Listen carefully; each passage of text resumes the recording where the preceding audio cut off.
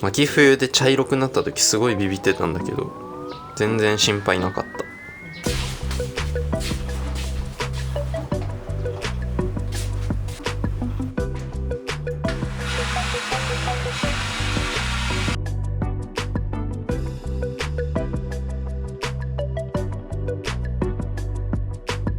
よいしょ。さてさてさて、よいしょ。まずは土日の恒例開封祭りからいきます。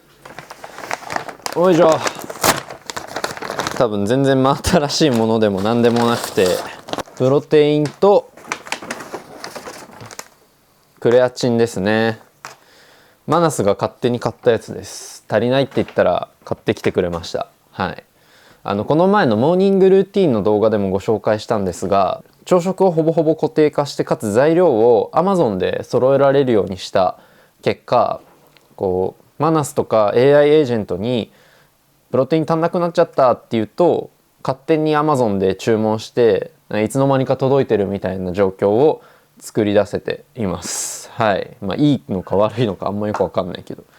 でこれね、これ結構僕このボトル気に入ってるんですよ。3D プリンターで作ったボトルです。データはちょっと概要欄にでも置いておこうかな。ここにカプセル、サプリメントとかそういうの入れてます。クレアチンはこっちブルーの方ですね。発色がいい。フィラメントもね、別に特別なものを全く使ってるわけじゃないんですけど、ブルーとオレンジね、最近僕がなんだかんだ好きなカラーで、この2色フィラメントとして持っておいてよかったなとは思いました。でそう、このクレアチンをこの中に詰め替えると。ちなみに乾燥剤は蓋にテープでくっつけてます。いややっぱデスクで映えるというか、ちょうどいいアクセントになってる気がするんですよね。そしてお次がこちらですね。本体はこんな感じだ。よいしょ。おお、これはなんかトリセツみたいなものはないのか。多分これにこうやってリングを刺して、ガラスの器、はい、ろうそく、 OK。 そしてもう一個同梱されてました。茶香炉ですね。モノリス茶香炉と書いてあります。先日ですね、インスタグラムでコンクリの源さんが手掛けているブランドのポップアップに行ってまいりまして、ちょっとね気になっていた茶香炉を今回購入してみました。茶香炉って皆さんご存知ですか？僕ね 3,4 年前ぐらいからずっと気になってはいて、なんかどんなもの買おうかなとか、どうやって使おうかなっていうのをずっと想像したりしてたんですけど、茶香炉というのは、シンプルに言うとお茶の香りで楽しむインテリアフレグランスになります。でここのろうそくに火をつけて、でこのお皿の上に茶葉を乗せるんですね。よいしょ。これはあれですね、茎茶っていうのかな。こんぐらいでいいのかな。もうすでにお茶のいい香りがしますね。いい香り。これを熱で温めることによって、より香りが空気中に飛ぶよということで、お茶好きのためのフレグランスと言ってもいいし、そもそもこういったお茶の葉っぱってリラックス効果があるみたいな、茶葉によって違いますけど言われていたりもするので、インテリアの見た目としてもいいんですけど、どっちかというと僕はお茶が好き、あと茶香炉が気になっていた、そういうところで購入してみました。造形がすごくミニマルなので、なんかあんまりいわゆる茶香炉のこう和風とかなんか古風な雰囲気に寄りすぎずに使えそうですね。バーナーってか、いや俺ライター持ってたっけ？ライターってあるっけ？ライター。あ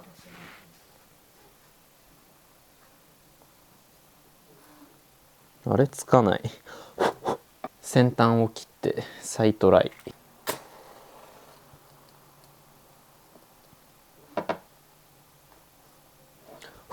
おー、つきましたね。ありがとうございます。ちゃんと奥さんのおかげでつきます。はい、ありがとうございます。うん、可愛いですね。あ、でも熱はもう感じる。めちゃめちゃ発熱するとかではなくて、こうじんわり暖かくなって茶葉から香りが出てくるっていうことなんですよね、茶香炉は。皆さん夏季には十分お気をつけください。24時間ずっとつけておくものではなくて、あくまでこうちょっとね、夜とかにリラックスしたい時にこう火をつけて使ってみるというようなアイテムですね。ほんのり香ってきますね。まあそんなわけで茶香炉デビューをしたので、ちょっとこれから楽しんでいきたいと思います。あー、いい香り。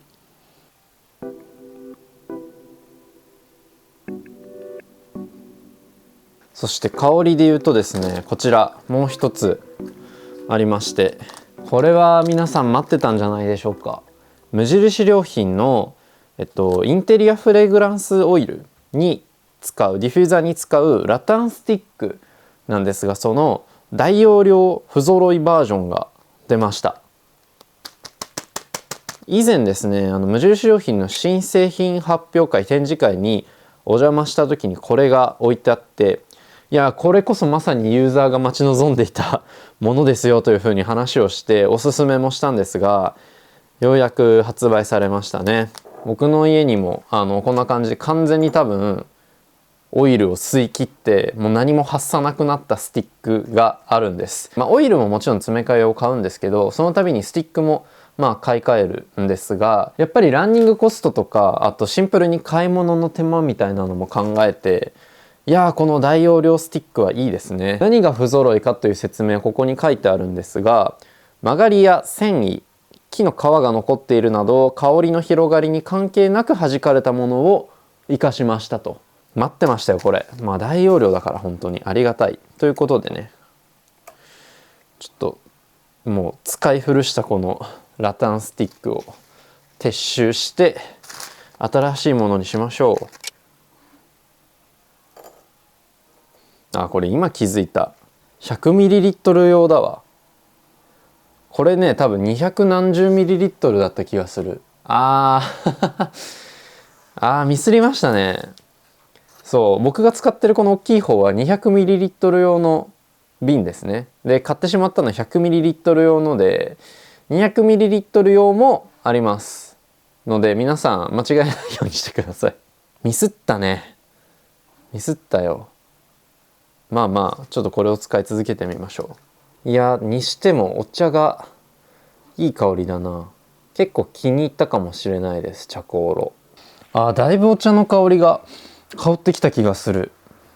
で、香りのアイテムは一旦これで終わりで、次はよいしょ、缶と、はい、先日もお話ししましたね。今デスクにあるこのスピーカー、2つのスピーカーのメーカーブランドです。カントオーディオというところのものを、以前、雑誌の取材の企画でご提供いただいて、いやこれがめちゃくちゃ気に入ったというお話をしたんですが、そのカントオーディオさんからちょっともう一つ新しく送っていただいたものがありまして、開けていきましょう。よいしょっと、よいしょ。これは期待たっぷりの箱。おいしょ。おいしょ。うわ、すごすごい。これはすごいですね。これは何かと申しますと、サブウーファーです。皆さんサブウーファーってご存知ですか？後ろに映っているこういったスピーカーと組み合わせて使う、低音のためのなんていうんだろう、音を出してくれるスピーカーなんですよね。低音専用なんです。リビング全体でオーディオシステムを組むときにちょっと床に置いてあるマシンみたいなの見たことありませんかね。あれがサブウーファーなんですけど、低音域をこのより迫力のあるものにして専用のマシンで届けて、でスピーカーからはそれ以外の音を中心に出してまあ、役割を分けてより低音をはっきりと映し出してくれる、流してくれるような、まあそういったカテゴリーの商品になってます。カントからもそれが出ていて、まあ、僕が使ってるオラというスピーカーと組み合わせて使えるサブウーファーですね。オラ同様に、まあ、そんなにこう癖のないある種フラットな音を聞かせてくれるということで、ちょっと試しにつないでみますか。これは基本的には床とかに置いて使うものなので、ちょっとつなげて試しに流してみましょう。いやー、にしてもやっぱ見た目が良くないですか。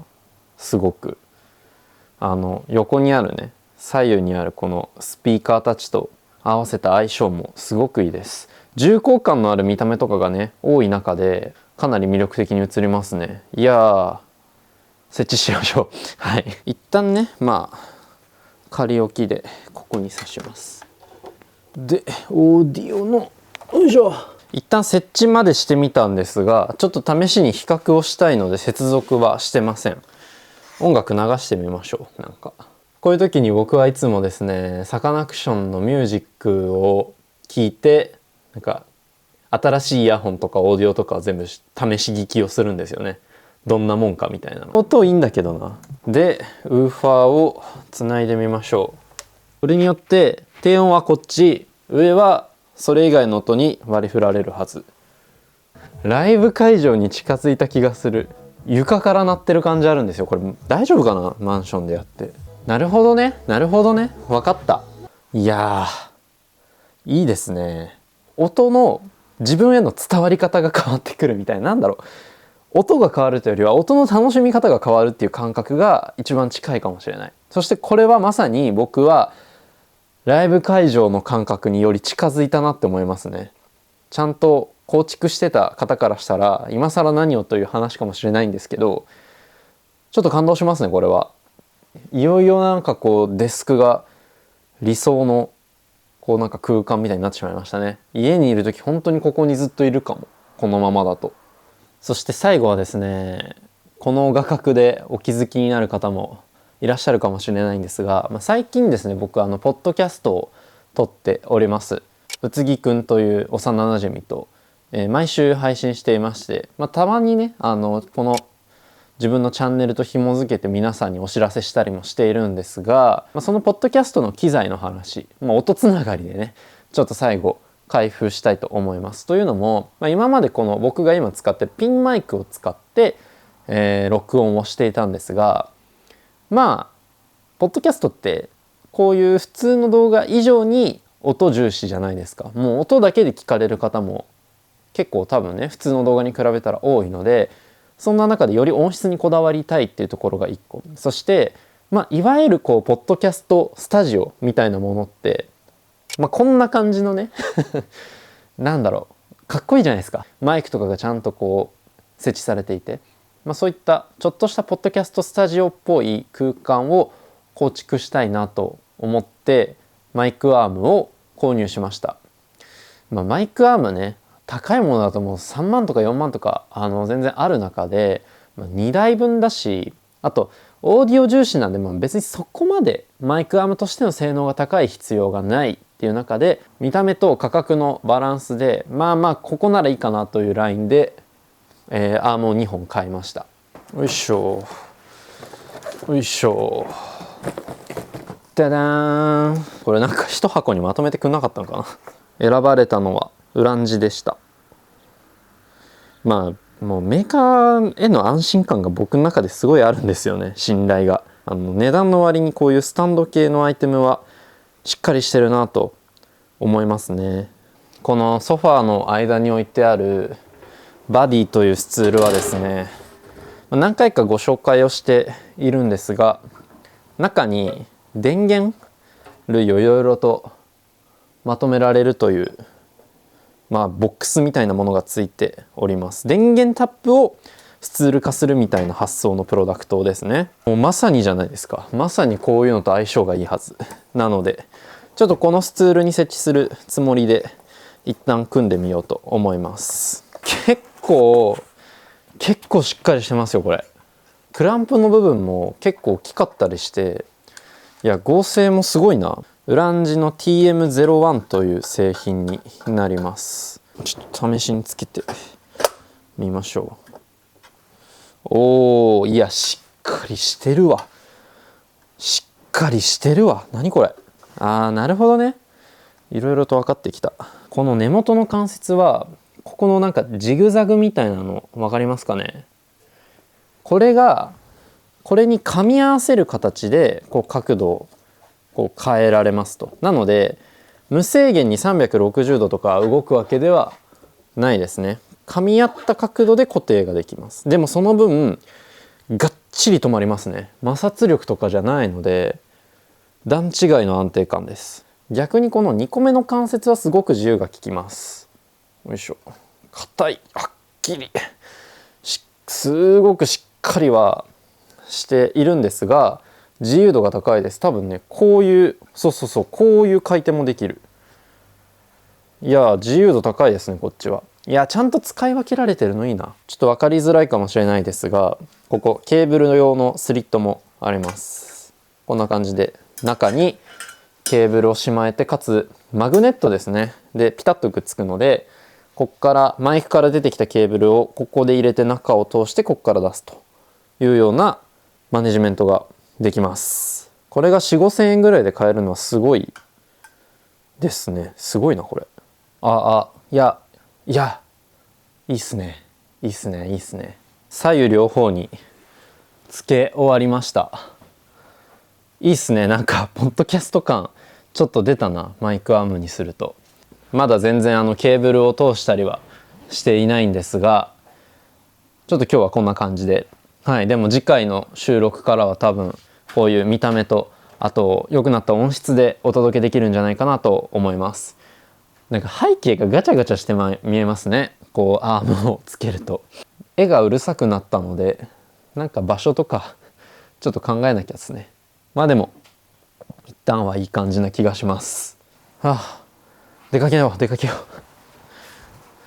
う。よし。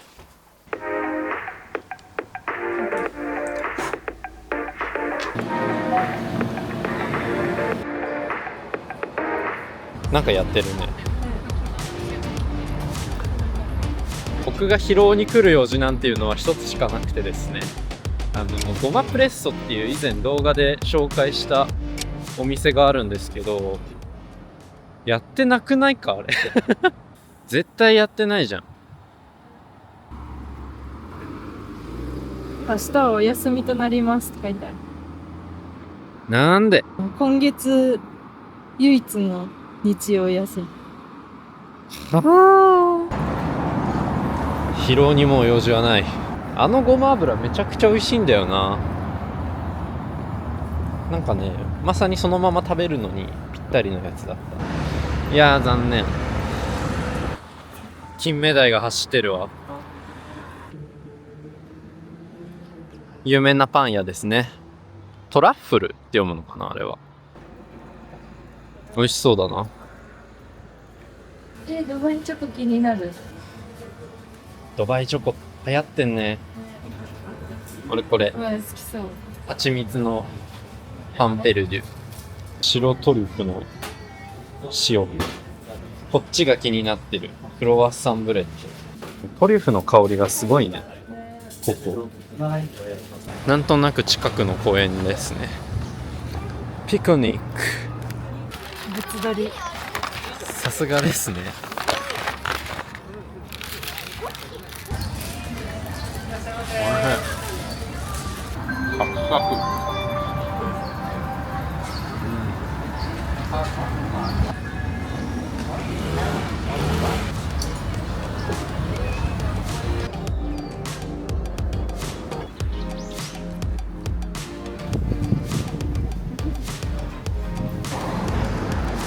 めっちゃ並んでる。